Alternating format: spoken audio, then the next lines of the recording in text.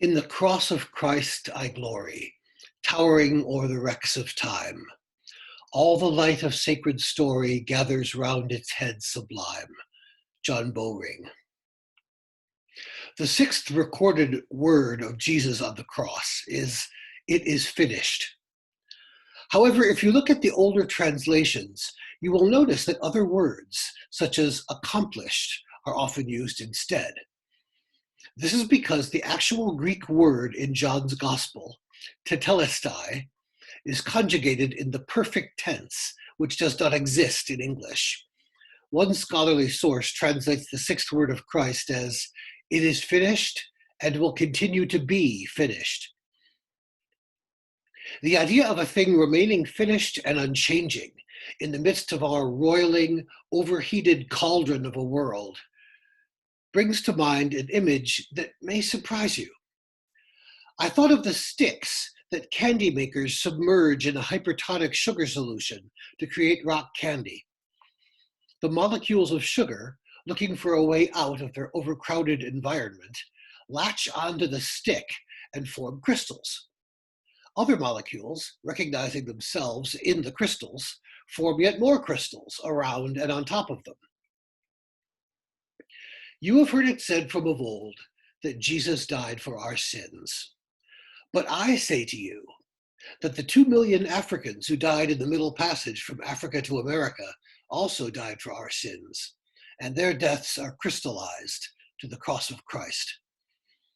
The Africans who survived and, as slaves, built this country in which we now live also suffered and died for our sins.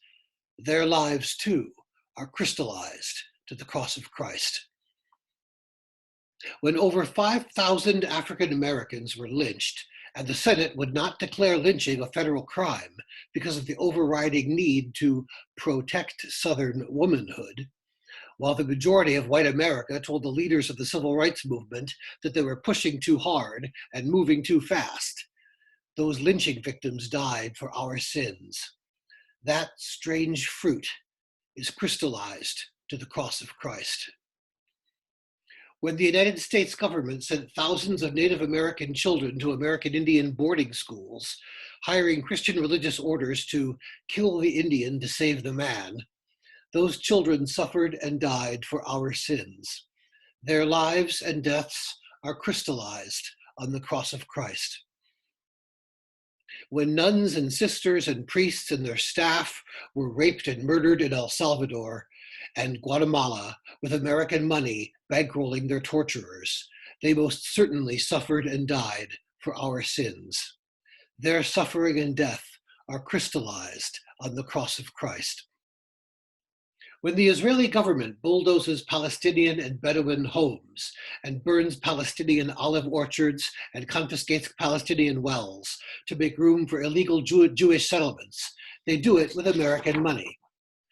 When they return the bodies of Palestinian prisoners who have died in prison and who have already had organs harvested and show signs of pharmaceutical testing, those Palestinians suffered and died for our sins. Their suffering is crystallized on the cross of Christ.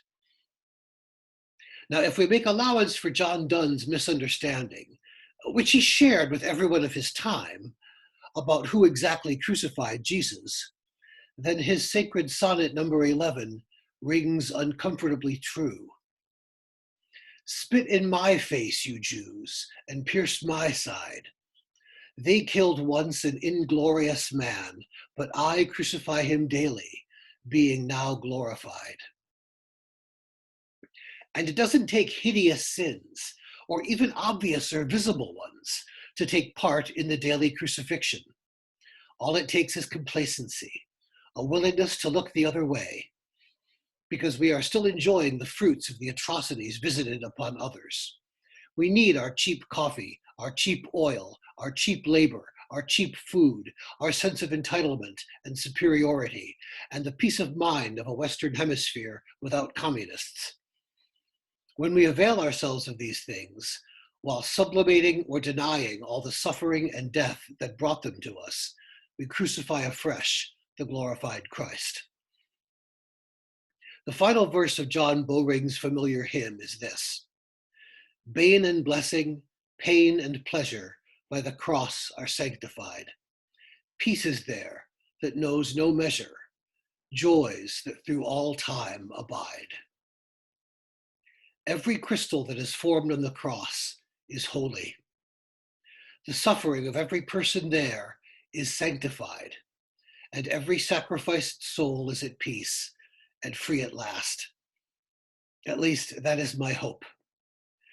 And the cross of Christ still stands, towering o'er the wrecks of time, and will continue to stand, gathering sacred stories round its head sublime.